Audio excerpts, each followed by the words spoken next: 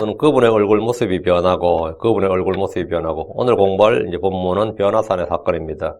우리 주께서 제자들의 신앙 고백을 들으시고, 그들에게 이제 주님 자신이 그리스도이심을 아무에게도 말하지 말라, 이렇게 엄히 명하셨고, 대신 제자들 중에 몇을 내리고, 자신이 그리스도이심을 직접 보여주었습니다. 제자들은 이제 지금까지 믿었던 거죠. 예수님이 하나님의 그리스도이신이다. 당신은 그리스도시요 살아계신 하나님의 아들이시니다. 이렇게 믿었고 신앙 고백을 했는데 그건 복된 일이었어요. 그리고 나서 이제 그것을 거기서 그친 게 아니라 직접 보여주셨다고, 자신 진짜 그리스도라는 사실을 직접 보여주셨단 말이죠. 이 사건의 목격자의 증인들은 베드로, 요한, 야고보, 그 12제자 중에서 3명이었습니다. 베드로, 요한, 야고보인데 이들은 12제자들 중에서도 가장 곁에서 주님과 함께했던 사람들입니다. 베드로 훗날 이 사건에 대해서 이렇게 증언했습니다. 베드로후서 1장 16절 17절 뒤로 갑니다. 베드로후서 1장 16절 17절. 우리가 너에게 우리 주 예수 그리스도의 권능과 오심을 알려줄 때에, 여기 언더라인, 여기 우리 주 예수 그리스도의 권능과 오심을 알려줄 때에, 권능과 오심, 우리 주 예수 그리스도의 권능과 오심을 알려줄 때에 교묘히 꾸며낸 이야기들을 따르지 아니하였으며 우리는 그분의 위엄을 눈으로 본 자들이니라. 여기서 우리는 변화산 사건의 주제와 핵심이 우리 주 예수 그리스도의 권능과 오심에 관한 것임을 알 수 있습니다. 변화산 사건의 핵심이 뭐냐? 우리 주 예수 그리스도의 권능과 오심이에요. 주께서 산에서 그들에게 보여준 것은 주의 권능, 주의 오심, 다음 뭐죠? 그리고 주의 위엄입니다. 그분의 위엄을 눈으로 본다는 이야기예요. 그리고 주의 위엄입니다. 예수님이 그리스도라는 사실을 그들은 직접 눈으로 봤습니다. 그리고 하늘로부터 그분을 증언하는 하나님의 음성을 듣게 됩니다.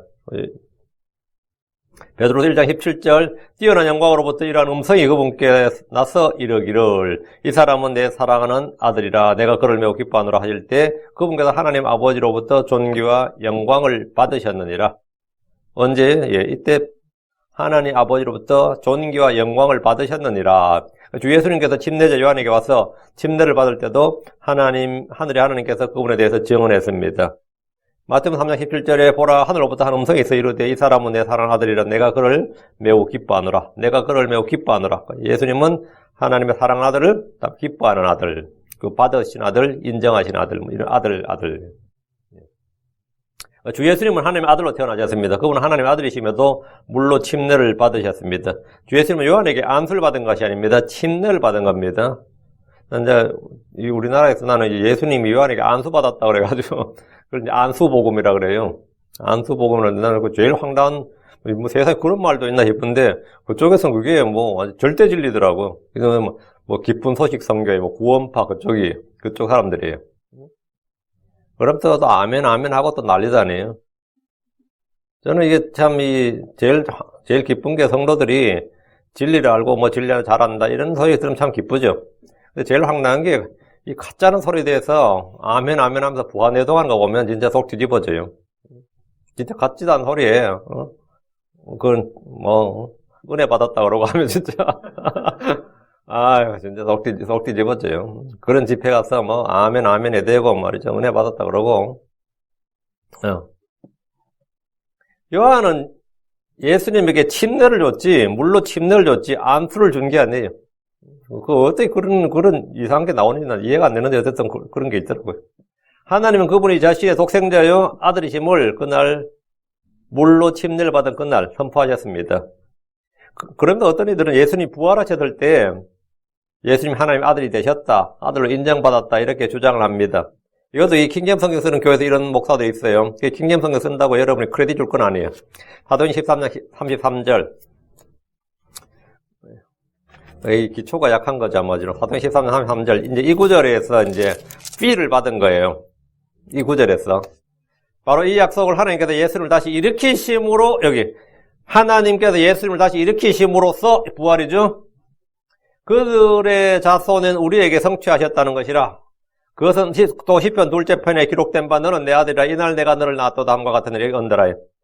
너는 내 아들이라 이날 내가 너를 낳았도다. 여기 이날에다 언더라인. This day, today, 오늘, 이날, 오늘 내가 너를 낳았도다. 이날 내가 너를 낳았도다. 그리고 이제 여기다가 언더라인 하고 앞에 하나님께서 예수님을 다시 일으키심으로써 이렇게 연결한 거죠. 그러면 하나님께서 예수를 다시 일으키신 날, 부활한 날이 하나님께서 예수님을 낳은 날이다. 이렇게 연결 지어버리는 거예요. 이제 알렉산더 캠벨이라는 사람, 미국에 이제 캘리포니아에서 유명한 목사님이 있었어요. 미국에서 교회 한 6천 명 하면 큰 교회거든요. 한국에서 몇만 명 하는 거다고, 이 미국에서 6천 명 하는 거는 뭐 다른 이야기예요. 한국에서 10만 명 하면 큰 교회죠. 대형 교회라고.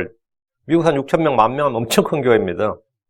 그런데 알렉산더 캠벨이라는 목사가 있었는데, 그분은 이제 안식일 지켜야 된다, 뭐 교회, 뭐 돼지고기 먹어서는 안 된다는 율법주의를 그대로 받아들이고, 그리고 이제 이것도 예수님께서 부활하신 날이 하나님께서 예수님께서 너는 내 아들이라 이 날 내가 널 낳아노라 하고 같도다 이렇게 주장한 분이에요.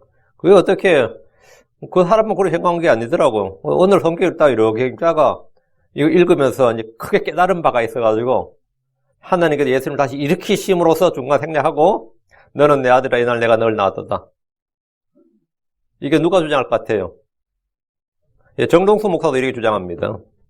한국의 정동수 목사도 이렇게 주장해요. 그렇게 여러분이 뭐 그 성경 뭐 했다 뭐 이런 거에 대해서 아무도 크레딧 줄 거 하나도 없어요. 여러분이 생각할 때 이 구절 그 구절 같아요? 이 구절에서 사도 바울은 예수 그리스도의 부활을 증언하면서 시편 20편 7절을 인용해서 너는 내 아들이라 이 날 내가 너를 낳았도다라면서 부활한 날이 예수님의 탄생이라고 하는 이들이 있는데 말 같지 않은 소리입니다. 바울은 예수 그리스도의 부활을 통해서 그분이 시편 2편 7절에 하나님이 낳으신 아들이란 사실을 그 신분을 증언한 거예요. 하나님 이날 내가 너를 낳아서 하나님 낳으신 아들이 있는데 부활하신 예수를 보니까 이분이 바로 그분 아니냐. 지금 그 이야기를 지금 사도행 13장 33절에 하는 거지. 이날 내가 너를 낳았다. 부활한 날 하나님께서 예수를 낳았다는 말하고는 그건 말 자체가 안 되는 소리지. 응?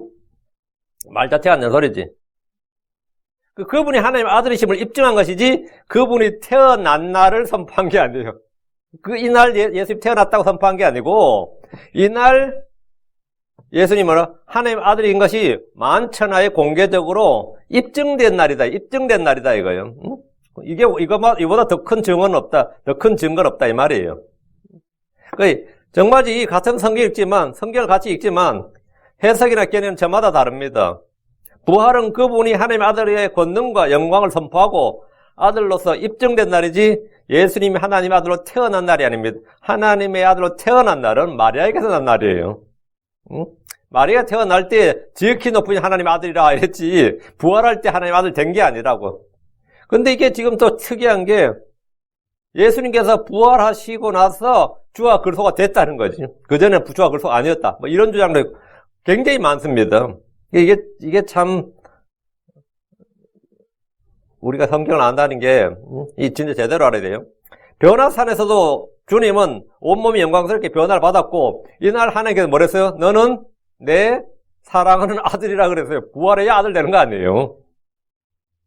태어난 날도 주님은 하나님은 내 사랑 아들이고, 침례받은 날도 너는 내 사랑 아들이었고, 변화산에서 너는 내 사랑 아들이고, 그거는 아무런, 부활한 날이, 이거 진짜, 이게 합체적 무식한 목사가 그러면 누구 신경도 안 쓰는데, 이 좀 유명하다, 좀 한 사람이 이래버리면, 그거는 영향력이 있어.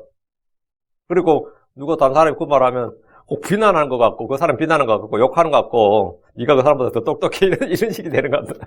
이런 식이 되는 것 같단 말이죠. 이게 진짜, 킹잼성이 된다고 여러분이 크레딧 줄 거 하나도 없어요. 그러니까 변화산에서도 주님은 온몸이 영광스럽게 변화를 받았습니다. 이 역시 그분께서 그리스도심을 입증하기 위해서 보신 표적입니다. 어떤 분이 제가 개인적으로 페이스북 계정이 하나 있거든요. 거기 아주 이거 막 주장하는 거예요, 계속. 그래서 내가 그놈 전부 다 지우고 탈퇴시켰더니만 메시지를 계속 보냈더라고. 유감입니다 하고. 귀찮아져. 내가 귀찮아서 그런 거 상담을 못해. 귀찮아서. 그게 논리에 싸우고가 아니라 귀찮아가지고. 예. 인간들이 별별 인간이 다 있구나. 근데 진짜 별별 사람 다 있어요. 자, 본문을 보겠습니다. 어쨌든 27절. 그러나 내가 너에게 진실을 말하노니 여기 서 있는 사람들 중에는 죽을 맛보기 전에 하나님의 왕국을 볼 자들도 들어있느니라 하시니라. 주께서는 예수님을 그리스도로 고백하는 제자들에게 제자 요건을 말씀해 주셨죠. 제자 요건을 말씀해 주셨어요. 그러나 내가 너에게 진실을 말하노니, 내가 너희에게 진실을 말하노니, 주 예수님은 언제나 진실을 말씀하셨고 진리를 말씀하셨습니다. 주께서는 거짓이 없으심이고 거짓말 할 수 없는 분입니다. 그런데 주께서 내가 너희에게 진리를 말하노니, 또 내가 너에게 진실을 말하노니 라고 하셨다면 이 말은 반드시 속히 이루어질 일입니다. 그런데 강조해서 하는 말씀인데, 진실로 내가 너에게 말하노니, 이 말은 주의 말씀이 이제 복음서에만 이게 79, 주님께서 79번에 걸쳐 Verily I say unto you, 이거 70년부터 거의 80번까지 말씀하셨고, 그 중에서 25번은 2번 Verily Verily, 진실로 진실로 내가 너에게 말하노니, 이렇게 말씀하셨습니다. 우리 주께서 말씀하실 때 이렇게 강조하신 말씀들은 더 주의를 기울여야 됩니다. 주께서 제자들에게 여기 서 있는 사람들 중에는 죽음을 맛보기 전에 한해 왕고를 볼 자들도 들어있느니라. 들어있다는 말은 뭐죠? 다는 아니고 몇이다, 3명이었다는 거죠. 이런 말을 들을 때 제자들은 어떤 생각이 들겠습니까? 이야, 이제 이스라엘 왕국이 곧 회복되겠구나. 하늘의 왕국이 곧 세워지겠구나. 이렇게 생각하겠죠, 단지. 그들 평소 간절히 기대하던 것이었고, 이스라엘 회복과 메시아 왕국의 이제 설립, 그게 이제 이루어지겠구나. 단 얘기를 생각하죠. 주님은 12제자들 모두가 아니라 여기 서 있는 사람들 중에라고 하시면서 모두가 아니라 일부임을 말씀하셨습니다. 마태복음 16장 28절에 보면 여기 서 있는 사람들 중에는 죽음을 맛보기 전에 사람의 아들이 자기 왕권을 가지고 오는 것을 볼 자들도 들어있느니라. 들어있느니라 이 말은 뭐예요? 모두가 아니라 몇 밖에 되지 않을 것을 말한 것인데, 이들은 셋입니다. 죽음을 맛보기 전에 한해 왕국을 본 이들은 베드로와 요한과 야고보입니다. 어떤 여기서 한해 왕국은 볼 수 없는 것이고 보이지 않는 영적인 왕국인데 어떻게 한해 왕국을 보느냐, 이렇게 질문할 수 있습니다. 누가복음 17장 20절에 보면 뒤로는 거다. 바리새인들이 그분께, 뒤로 한 거죠. 이거는 중요하면 바리새인들이 그분께 한해 왕국에 어느 때에 임하느냐고 다그쳐 묻건을 그분께서 그들의 응답하여 이르시되, 여기 잘 하나님의 왕국은 볼 수 있게 임하지 아니하며, 하나님의 왕국은 뭐라요? 볼 수 있게 임하지 않는다잖아요. 하나님의 왕국은 인비지블, 보이지 않는다는 거죠. 피지컬한 게 아니단 말이죠. 폴리티컬한 게 아니고. 그래서 많은 분들이 하나님의 왕국과 하늘의 왕국은 같은 것이라고 주장하기도 합니다. 하나님의 왕국을 본다는 것이 무엇이냐고 합니다. 로마 14장 17절에 하면 하나님의 왕국은 먹는 것과 마시는 것이 아니요 오직 성령님 안에서 의와 화평과 기쁨이니라. 영적인 거다, 스피리추얼한 거단 말이죠. 실제로 구약의 유대인들은 하늘의 왕국과 하나님의 왕국에 대해서 전혀 구분하지 않았고 같은 것을 달리 표현한 것이라고 생각했습니다. 유대인들은 나그리 생각했어요. 그러나 하늘의 왕국과 하나님의 왕국은 하나님이 세우시는 왕국이고 하나님이 통치하는 왕국이라는 점에서는 같지만 완전히 다른 왕국입니다.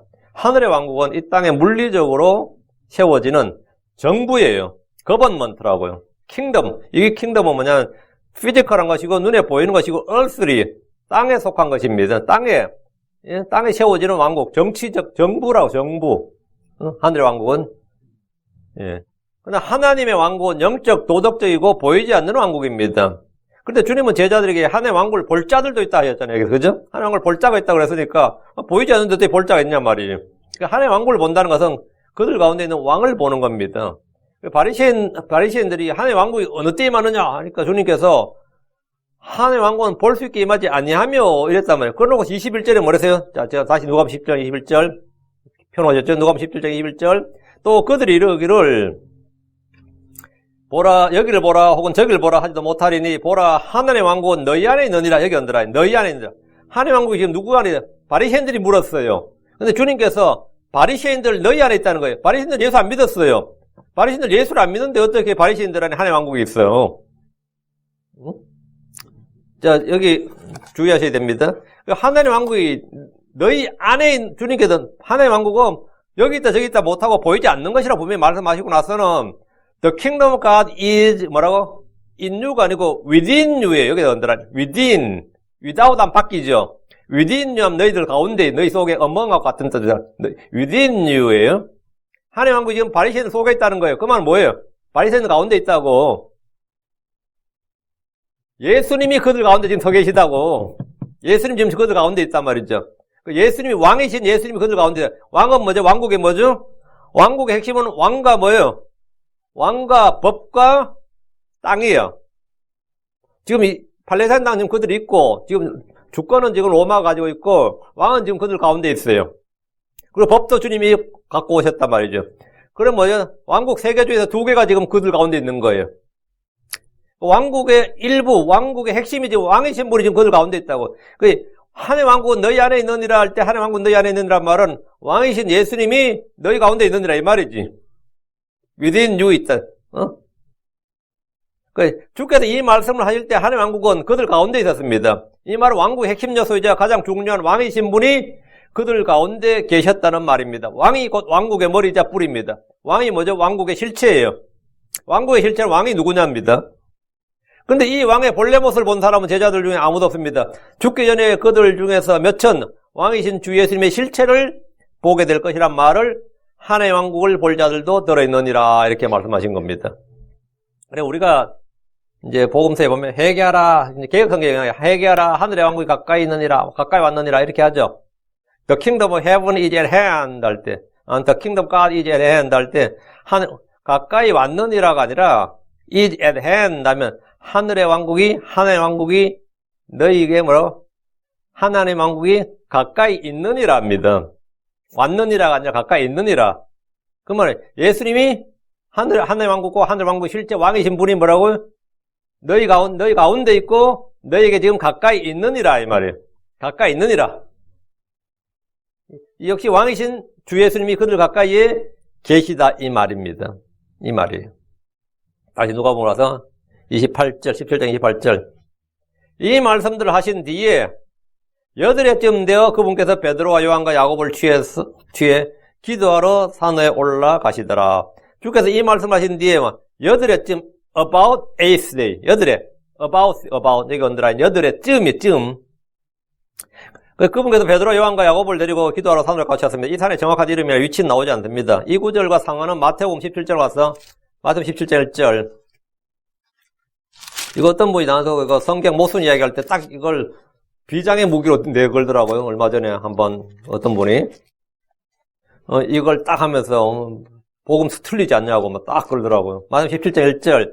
엿새 뒤에 여기 언더라 after 6 days.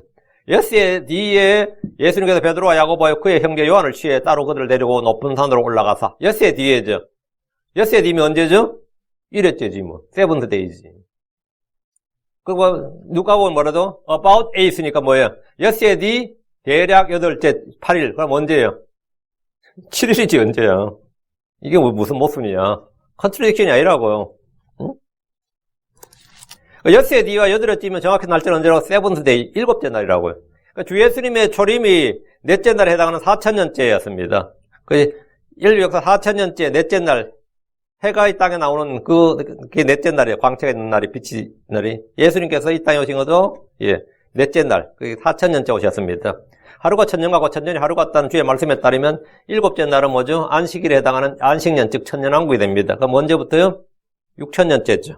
6000년부터 7000년째가 안식년이 되는 거죠. 그 천년왕국이 되고, 엿새가 지나면 1회가 되는 날이 안식일이고, 천열매 절기가 있고, 7째 주가 되면 오순절이 되고, 7째 달엔 나팔절과 속죄일과 장막절이랑 가장 큰 절기가 있습니다.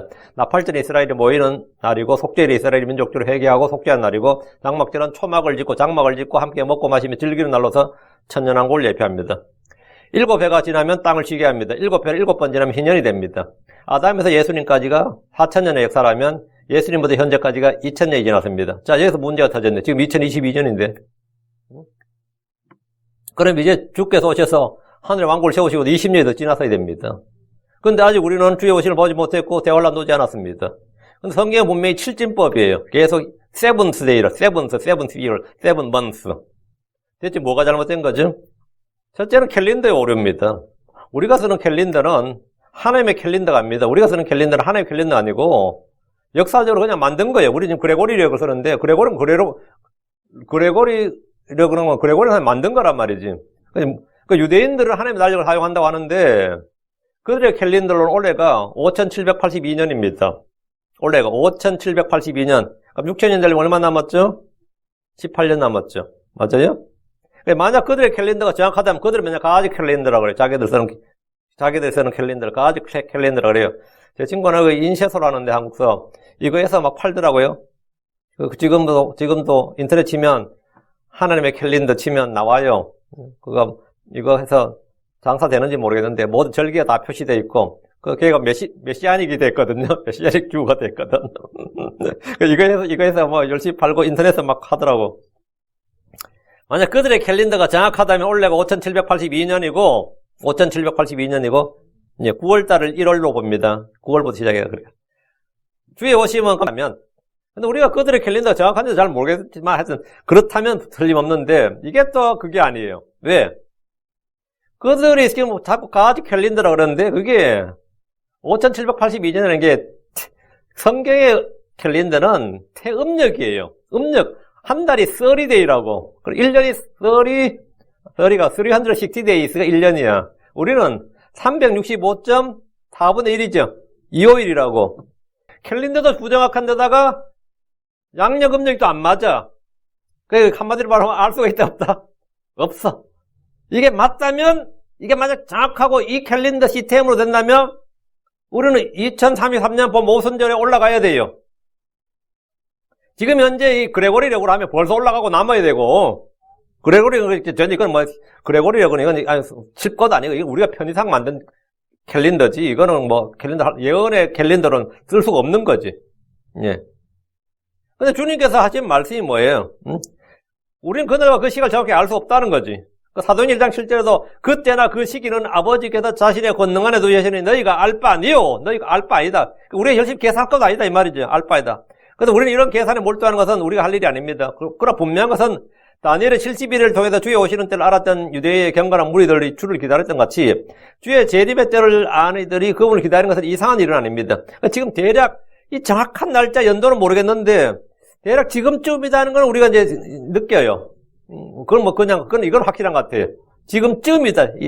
지금이 시즌이다는 거지. 응? 지금이 그 시즌이라는 건 대충 알 수 있다 이 말이죠. 오늘 원래 뭐 벚꽃이 매화가 언제 피지 날짜는 몰라. 그러나 지금쯤이면 필 때다. 그건 안다고. 그 시즌을 우리가 알 수 있다 이거지. 주님 오실 때가 지금쯤이다는 거는 대충 아는데 이거 틀리면 진짜 나 할 말 없다. 근데 현대 캘린더로 열 계산은 아예 말이 안 되니까 넘어가고요. 주의 오심이 매우 가깝다. 내가 생각하는 것보다 훨씬 더 가까울 수도 있다는 것은 틀림없습니다. 캘린더가 틀린다면 뭐 계산 자체가 의미가 없는 것이고요. 두 번째, 왜 자꾸 예상을 아무리 자꾸 설교하고 매도 틀리냐면 역사의 횟수를 세는 방식이 사람이 세는 것하고 하나님 세는 방식이 다릅니다. 사람들은 모든 연수를 다 계산하지만 하나님은 어떤 해들은 계산에 넣지 않습니다. 열왕기상 6장 1절에 보면 이스라엘 자손이 이집트 땅에서 나온 지 480년이 되던 해, 솔로몬이 이스라엘 통치한 지 4년이 되는 해 12월 즉 둘째 달에 그가 주의 집을 건축하기 시작했더라 이래 있어요. 출애굽한 지 480년이 되던 때에 솔로몬 제4년째에 성전 건축을 시작했는데 솔로몬이 성전 건축 시작할 때는 480년이 아니라 590년이 넘었습니다. 연도가 대충 세도 500년 훨씬 넘어요. 뭔 480년이야. 응? 우리 사사들이 몇 년 통치해도 다 나오잖아요. 그 세 보면 480년하고 말도 안 되는 거지. 솔로몬이 성전 건축이 시작한 게 480년이 되는 해라고 했는데 실제 연수는 이거보다 훨씬 더 깁니다. 근데 주님께서 성경 480년이라고 딱 기록을 해놨단 말이죠. 그건 뭐죠? 이스라엘에서 하나님이 캘린더에 센 수가 빠진 해 수가 100년이 넘는다 이거예요. 실제 역사는 591년입니다. 그럼 111년 어디 간 거지? 이스라엘이 가나안 땅에서 이교도들의 노예 생활을 한 해수입니다. 역사에서 이런 시기를 빼버린다면 주님께서 언제 오실지는 정말 아무도 알 수 없습니다. 이스라엘을 중심으로 해서 이스라엘이 이교도들의 지배받던 때를 빼버리면 그러면 1948년에 이스라엘이 독립했는데 1948년을 빼버리면 어떻게 되는 거죠? 아이고 주님 오실 날 아직도 한참 남았습니다. 그래 되면 이거는 완전히 재앙이지. 이건 거의 재앙 수준이에요. 1948년이고 지금 2022년이면 이제 60년 좀 더 지났나요? 48년, 지금 2008년 60년이잖아. 지금 2022년이니까 60년 훨씬 더 지났네.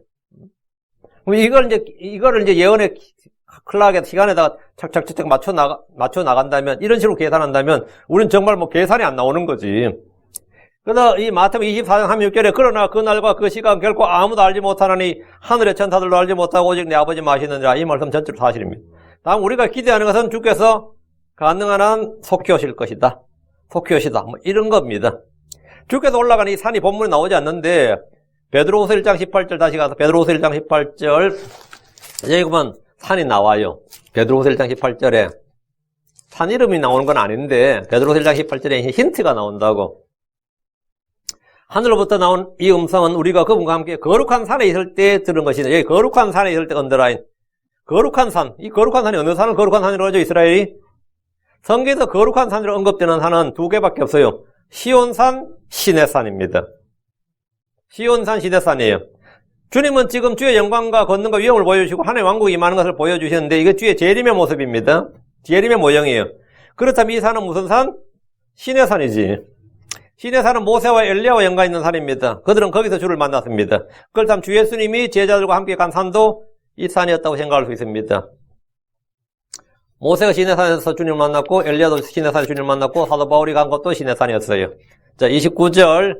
그분께서 기도하실 때에 그분의 얼굴 모습이 변하고 그분의 옷이 희게 되어 눈부시게 빛나더라.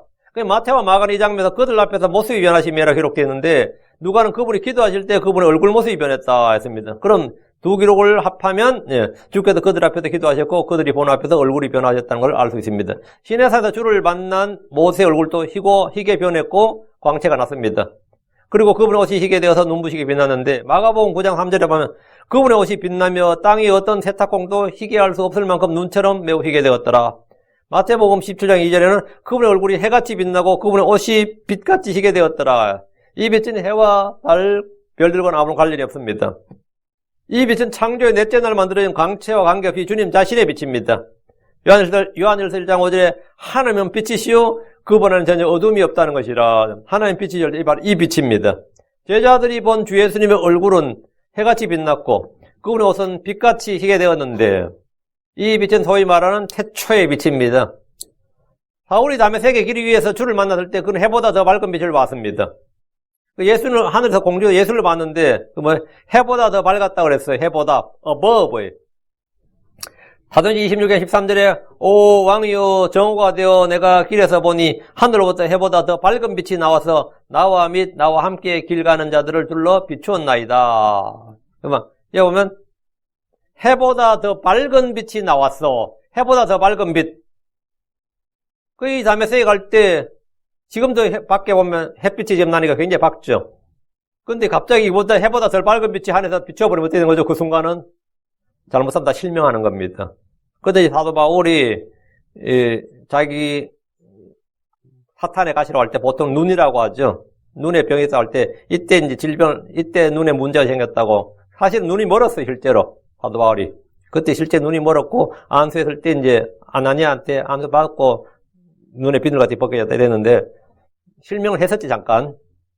그 눈에 문제가 여기서 터졌을 거라 해보는데 예. 하늘로부터 해보다 더 밝은 빛이 나왔다 했어요. 그 예수님 자체가 뭐라고요? 빛이시단 말이지. 예. 하늘의 빛이시다고. 입이 엄청나단 말이죠. 예수는 의의 해입니다. 그 빛은 해보다 더 밝습니다. 그분의 영광에 비추는 빛으로 인해서 새 예루살렘은 해와 달 자체가 필요가 없습니다. 등잔불도 없습니다. 빛이신 주께서 빛을 주시기 때문입니다. 계시록 22장 5절에 거기는 밤이 없겠고 등잔불이나 햇빛이 그들의 필요 없으니 이는 주 하나님께서 그들의 빛을 주시기 때문이라 그들이 영원무궁토록 통치하려다. 제자들은 나사렛 예수님만 보았다가 이 산에서 영광의 주 빛이신 주 하나님을 보게 된 겁니다. 나사렛 예수님이 보니까 뭐다? 정말 주요 그리스도인 거예요. 주요 그리스도인 걸 실제 본 거예요. 자, 30절. 보라 두 사람이 그분과 이야기하는데 그들은 모세와 엘리야더라. 그 예수님의 모습이 변한 것도 놀라운데 더 놀라운 일은 그분과 함께한 제자들이 아니라 두 사람이 거기서 그분과 이야기를 하는데 그들은 모세 엘리야였습니다. 모세 엘리야는 구약의 대언자들입니다. 모세는 모압 땅에서 죽었고 엘리야는 살아서 하늘로 들림받았던 대언자입니다. 그런데 그들이 지금 이 산에서 주 예수님과 이야기를 나누고 있었습니다. 그들은 하늘의 그룹들이나 천사들이 아니었습니다. 그들은 가톨릭이 숭배하는 구약의 죽은 성인들이 아닙니다. 모세와 엘리야입니다. 모세는 구약의 대언자들 중에 율법의 수여자입니다. 엘리야는 대언자들을 대표하는 인물입니다. 모세는 예수님을 나와 같은 대언자로 했는데 엘리야는 주 예수님보다 먼저 와서 주의 길을 예비하는 대언자로 예언되어 있습니다. 성경에 그렇게 말라기에 기록되어 있어요. 이들이 주님과 무슨 이야기를 나눈 겁니까? 대환란의 주제에 대해서는 마태복음과 이 대화의 주제지. 대화의 주제에 대해서는 마태복음과 마가복음은 지금 아무 언급이 없는데 이 누가복음 나와요. 누가복음 이들이 나눈 대화의 주제가 나온다고. 31절 보면 나오죠. 그들이 영광주에 나타나서 앞으로 그분께서 예루살렘에서 이루셔야 할 그분의 별세에 관하여 말하였더라. 모세와 엘리야 예수님 세 분이 나눈 대화가 뭐였던 거죠? 예수님의 죽음에 관한 것이었다. 그분의 죽음에 관한 것이었다. 그 모세와 엘리야는 주님과 함께 그분이 예루살렘에서 이루어져야 할 일들에 대해서 말했는데 그분의 죽으심입니다. 그리스도의 고난은 구약의 대언자들을 대언했고 탐구했던 것들입니다. 사도행전 3장 18절에 그러나 하나님께서 자신의 모든 대언자들이 입을 통하여 미리 보여주신 그 일들, 곧 그리스도께서 고난당하실 일들을 이같이 성취하였느니라. 하나님께서 자신의 모든 대언자들을 통해서 미리 보여주신 일이 뭐라는 거예요? 그리스도께서 고난당하실 일, 그 죽으심, 이거였단 말이죠. 하나님께서 대언자들의 입을 통해서 그분의 고난당하실 일들을 미리 보여주었습니다. 모세와 엘리야는 이미 그 일들에 대해서 잘 알고 있었고 주님과 대화를 나누었습니다. 모세는 그리스도를 적어냈고 기록했습니다. 대언자들 역시 그분에 대해서 말했고 탐구했습니다. 베드로전서 1장 11절에 자기들 안에 계신 그리스도 영께서 그리스도의 고난과 그 뒤에 있을 영광을 미리 증언해 주실 때에 그 영께서 무엇을 혹은 어느 때를 표적으로 보여주셨는지 삼가했느니라.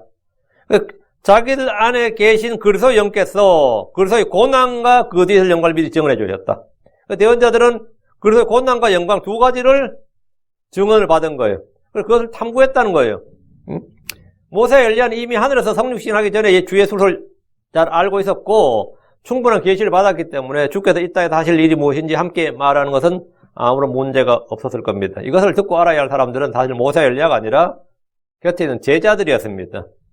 주님께서 베드로가 당신은 그리스도 살아계신 하나님의 아들이시니라 했을 때 그때 주님께서 자신의 죽음에 관해서 말씀했단 말이죠. 근데 제자들은 그때는 두려워했고 믿으려 하지 않았습니다. 예수님의 죽음에 대해서는 들으려 하지 않았고 믿으려 하지 않았어요. 왜? 예수가 왜 죽느냐 이거지. 지금 모세 엘리야가 와서 지금 같이 이야기할 때 베드로는 지금 여기 다시 한번 들어드리게 뭐죠? 베드로, 요한, 야고보는 예수님의 죽음에 대해서 듣고 확증을 해야 되는데 뭐 했을 것 같아요? 예, 잤어요. 잤어요. 32절입니다. 그러나 베드로와 또한 그와 함께 한 자들은 깊이 잠드니라. 골치 아프지 이거. 예수님이 설교를 하고, 앞에 예수님이 말씀하시고, 예수님이 앞에서 모세와 엘리야하고 이야기를 해도, 자는 놈들은 자는 거야. 이거는 어쩔 수 없는 것 같아요. 자는 건 자는 거예요. 그들이 깨어나서 그분의 영광과 그분과 함께 선 두 사람을 보았더라. 깨어나고 나니까 이미 설교 끝났지 뭐. 이게 특이하죠. 말씀하실 때는 자고, 끝나면 깬다. 이건 어느 교회나 다 공통이야. 대부분 교회에서 다 그래. 설교할 때는 성도를 쳐다가 목사님 설교 마치면 그게 깨는 소리야. 입을 닫는 순간이 뭡니까? 잠을 깨우는 소리야 그게. 희한하죠. 말한 거는 잠자는 시간이고. 제자들이 이 놀라운 장면을 목격하면서 어떻게 잠을 잘 수가 있을까 싶죠. 흥분과 기쁨과 놀람으로만 날뛰거나 두려움에 떨면서 숨을 죽이거나 심장이 쿵쿵 뛰거나 아니면 얼굴이 벌개지고 말이죠. 너무 은혜를 받아가지고 어쩔 줄 몰라가나 이런 게 아니라 모두 깊이 잠들어 버렸습니다. 베드로와 야고보, 요한은 주께서 기도하는 중요한 순간마다 잠이 든 것은 이번이 처음이 아닙니다. 누가복음 22장 45, 46절에도 그분께서 기도를 마치시고 일어나 자기 제자들에게 오사 그들이 슬픔에 지쳐 잠든 것을 보시고 그들에게 이르시되 너희가 어찌해 자느냐 너희가 시험에 빠지지 않게 일어나 기도하라 하시니라. 그래서 잤어요. 이 말 듣고도 잤어요. 이들은 깊이 잠들었다가 깨어났는데 그분의 영광과 그분과 함께 선 두 사람을 보았습니다. 이들은 하늘에 있어야 할 모세와 엘리야를 이 땅에서 본 겁니다. 아마 꿈을 꾸고 있거나 환상을 보고 있다고 생각했을 수 있는 장면입니다. 보통 이런 경험을 할 때면 비몽사몽간에 일어난 일이라고 해서 자기도 자기가 경험한 걸 믿을 수가 없는 거예요. 이럴 때는. 사도들은 주와 함께 선 그들이 대화를 마치고 주님을 떠나 하늘로 돌아가는 것까지 봤습니다. 3절 두 사람이 그분을 떠날 때 베드로가 예수님께 이르기를 선생님이여 우리가 여기 있는 것이 조사온즉 우리가 장막셋을 짓되 하나는 선생님을 위하여 하나는 모세를 위하여 하나는 엘리야를 위하여 짓게 하옵소서. 하나 그는 자기가 말한 것을 알지 못하더라. 자기가 지금 무슨 말하는지 모른다 이거지.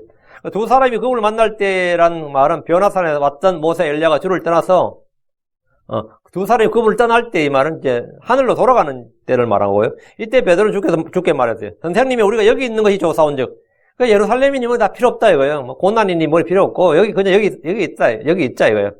베드로는 영광의 주 모세와 엘리야와 함께 이곳에 있는 것이 좋다고 했습니다. 우리말로 하면 이곳이 뭐죠? 지금 이 장면을 보니까 영광의 셰키나가 임하고 예수의 변화받고 지금 정말 분위기 죽인다 그런 거 있잖아요. 여기가 무릉도원이야. 여기가 무릉도원이고 천국이 따로 없네. 지금 이런 거예요. 베드로는 이곳에 장막셋을 짓게 해달라고 했습니다. 하나는 선생님을 위하여, 하나 모세를 위해서, 하나 엘리야를 위해 짓게 했다는 겁니다. 이거니까 바바 블랙십이 생각나네 이게. 누굴 위해서? 하나는 메스터를 위해서, 하나는 누구를 위해서, 그렇지? 지금 하나는 주를 위해서, 하나는 모세를 위해서, 하나는 엘리야를 위해서. 자기들이 그 할 것은 아예 생각도 안 하고요. 우리를 위해서는 말 없어요, 여기 지금. 이곳에 장막을 짓게 해달라는 말은 그들이 다른 곳으로 가지 말고 주님과 모세, 엘리야 다른 곳 가지 말고 여기 그냥 계속 계시라 이거예요. 이곳에 계속 서를 잡고 머물러 달라는 겁니다. 예루살렘에서 고난받고 죽느니 차라리 이곳에 주님께서 계속 살면 좋지 않겠느냐 이거예요. 매년 장막절 때마다 장막을 지어본 경험이 있던 베드로는 이곳에 그런 장막을 짓게 해달라는 것입니다. 장막절은 주의 재림과 천연왕국을 예표하는 기쁨의 절기입니다. 베드로는 고난 없는 영광과 즐거움을 노래하고 있습니다. 6월절 어린 양의 죽음도 없이 지금 벌써 장막절이 마지막 절기인데 지금 6월절 어린 양 예수님 죽으시면 6월절 어린 양이에요. 그게 6월절이 시작인데 예수님의 죽으심도 없이 곧바로 뭐는 거예요? 장막절로 지금 바로 달리고 있는 지금 마지막 절기인 장막절로 장막 짓자는 거지. 이건 시작도 없이 끝을 말하고 있는 겁니다. 예수님의 죽으심이 6월절이에요. 그 그리고 누룩 없는 절기 첫날 뭐죠? 예, 그게 초실절이에요. 예수님이 부활한 날이지.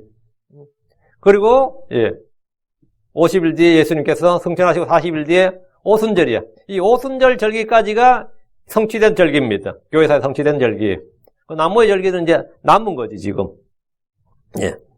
우리가 여기 있는 것이 좋사오니 했는데 주의 영광이 발현된 이 산은 그들이 살고 싶은 곳이었습니다. 하지만 이 말을 하는 베드로는 정작 자기가 무슨 말을 하는지 몰랐습니다. 취중에 진담이 나온다는 말대로 베드로는 정신없이 마음속에 있는 말을 내뱉었던 겁니다. 이게 뭐냐? 그냥 예수님 고난받고 죽고 뭐 그런 말이 다 듣기 싫다 이거예요. 그런 거 싫다 이거죠. 그래서 여기서 살자는 거예요. 예수님은 모세와 같은 정치 지도자가 아닙니다. 예수님은 엘리야와 같은 종교 지도자가 아닙니다. 예수님은 율법과 대언자들이 증언한 주이십니다. 예수님은 구약의 대언자들 중에 하나가 아니며 천사들 중에 하나가 아니고 성인들 중에 하나가 아닙니다. 그분은 참 하나님이시고 참 사람으로 유일한 중보자이십니다. 베드로는 예수님을 하나님의 그리스도로 고백했고 그분의 영광을 눈으로 직접 목격했지만 아직도 그분을 잘 모르고 있습니다. 우리 주를 아는 지식에서 우리는 계속해서 자라야 됩니다. 34절 그가 이렇게 말할 때 구름이 와서 그들을 덮음으로 그들이 구름 속으로 들어가면서 두려워하거늘 구름이 덮었다 했죠. 베드로가 이 말할 때 구름이 와서 그들을 덮었다. 이 구름이 뭐냐? 이 구름은 성막을 봉헌할 때 성전 봉헌식 때 그곳을 가득 채운 영광의 구름입니다. 주의 임재와 함께 임하는 구름, 이걸 세키나라 그럽니다. 이 구름이 그들을 덮었다는 것은 이곳에 주 하나님이 와 계시다. 주님이 지금 베드로 눈에 지금 주님은 안 보이죠. 예수님도 봤고 모세도 봤고 엘리야도 봤는데 하나님이 안 보인단 말이죠.